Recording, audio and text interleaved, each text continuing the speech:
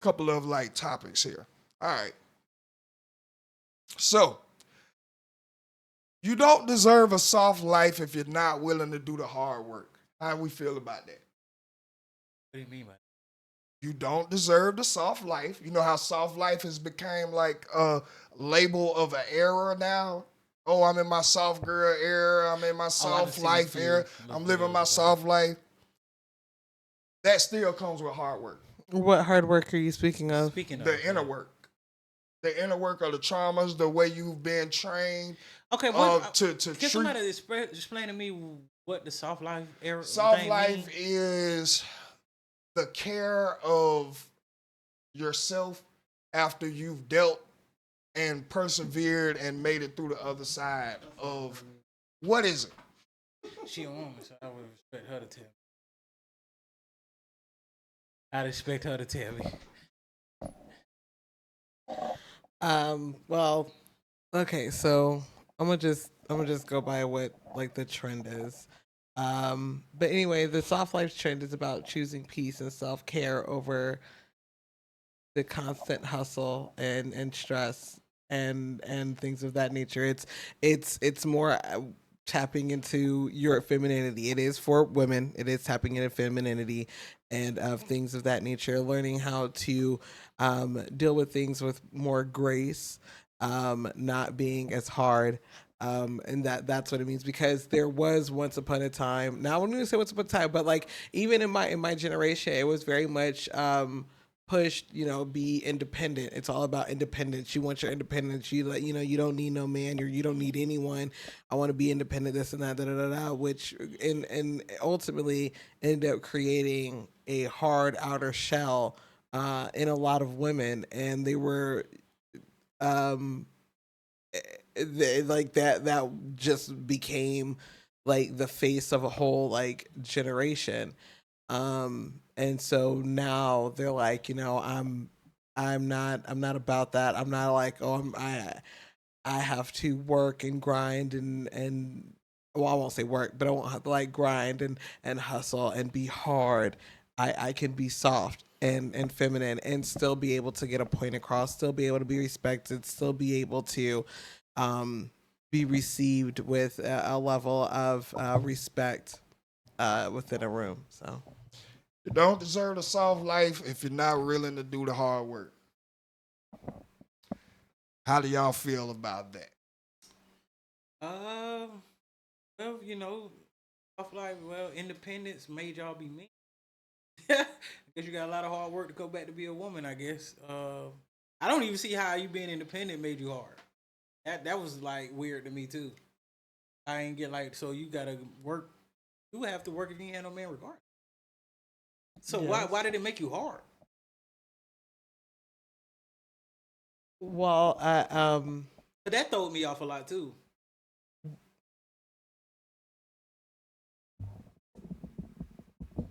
Like you gotta have my energy to go to work. No, it wasn't. It wasn't about going to work.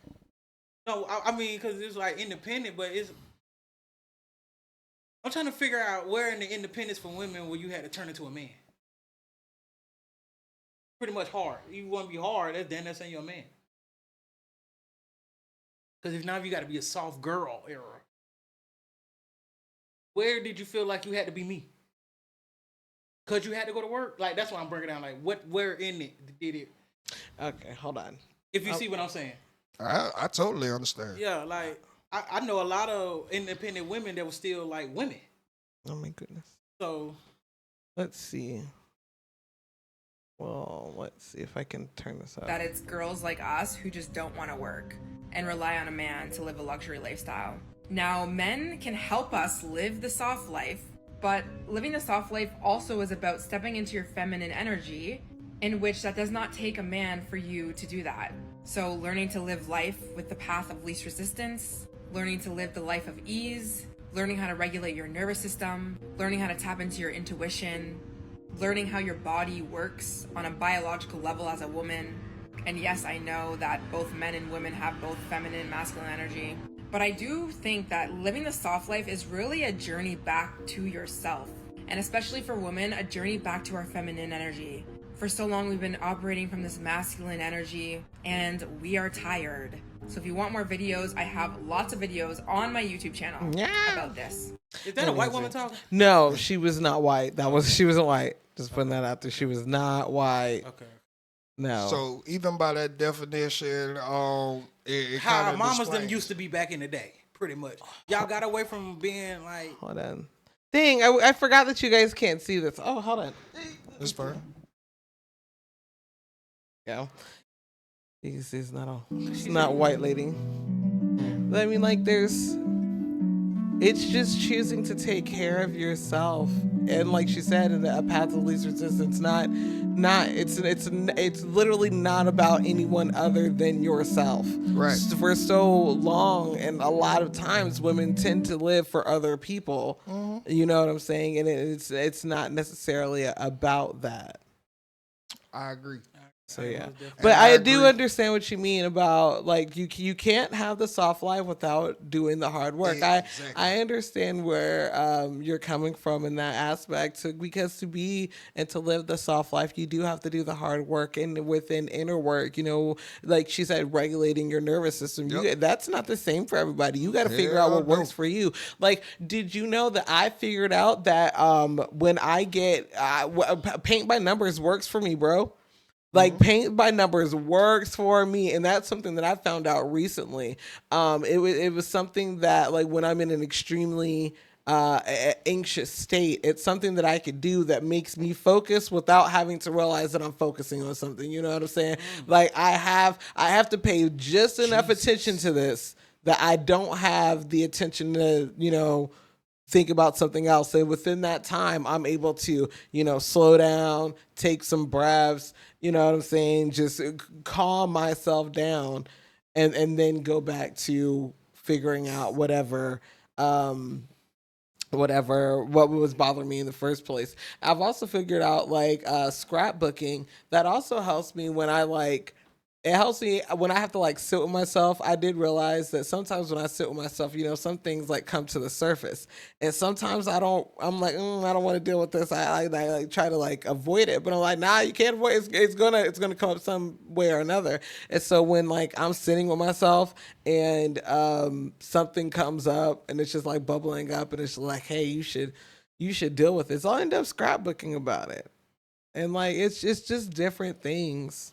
It definitely is hard work. I know. I believe the hard work is down to, it just comes back to accountability. It comes back to say, you know what? This isn't my softest life. This isn't my most feminine energy. When I'm faced with a problem, I tend to be very aggressive. I tend to raise the tone of my voice and be very assertive with my words. I don't want to be like that. So that's nothing you can fix with a snap of a finger. Right. That's something that comes from, first of all, acknowledging it.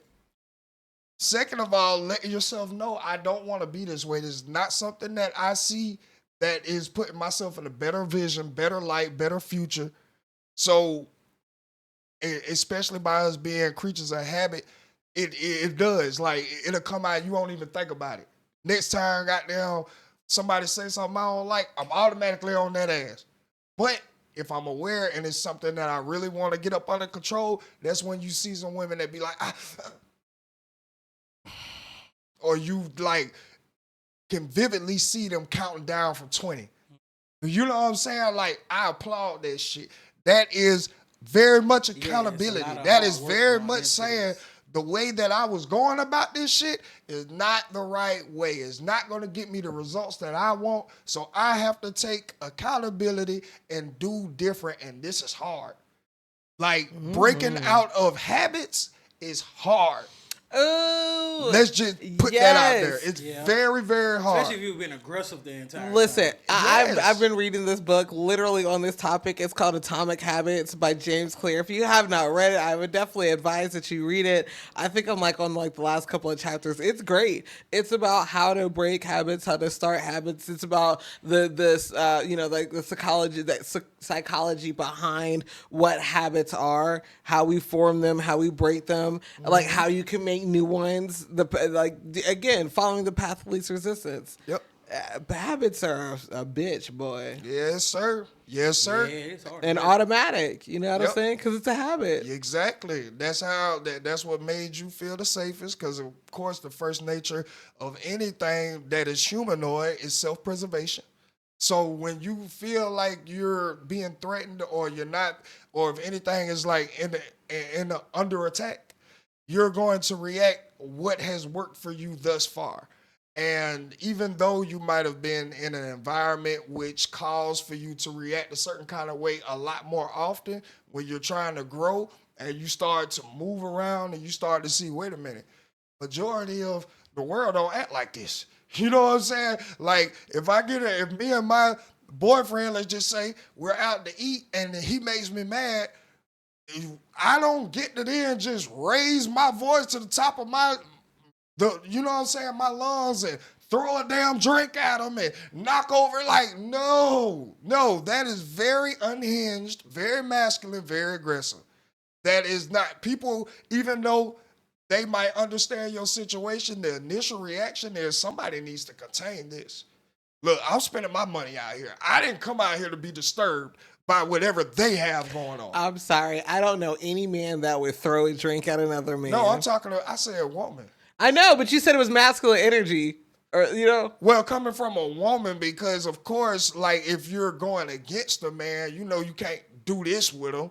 I mean, unless you Clarissa Shields. But outside of that, women tend to throw drinks, tend to throw plates, tend to get objects that she feel hard to get their point across.